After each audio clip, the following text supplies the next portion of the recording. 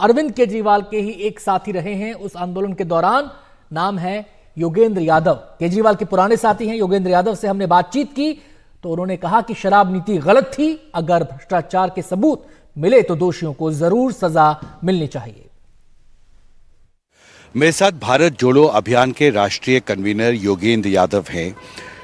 पहला सवाल, अरविंद केजरीवाल को जिस परिस्थिति में गिरफ्तार किया गया, आप कैसे देखते हैं?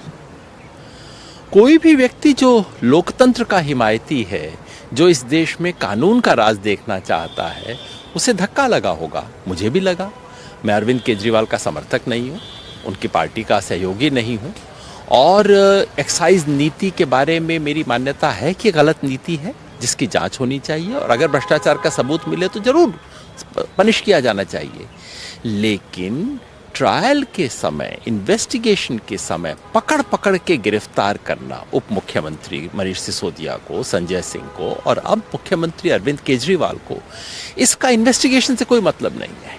इसका एक ही मतलब है उन्हें दिखाना और देश को दिखाना कि अरे हमारे खिलाफ होके तुम मुख्यमंत्री रह सकते हो।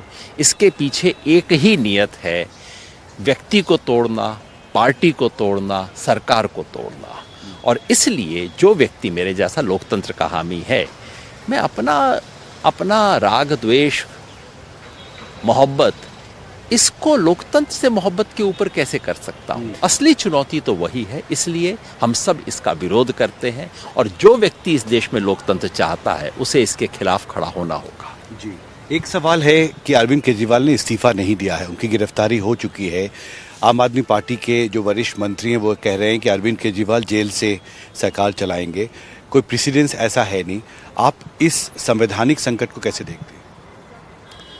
मैं समझता हूँ जो इसका कानूनी पक्ष है वो तो कोर्ट बताएंगे, संभव है कि नहीं है। मेरे ख्याल से तो कानूनी रूप से कोई बाधा नहीं है इसके अंदर, है ना।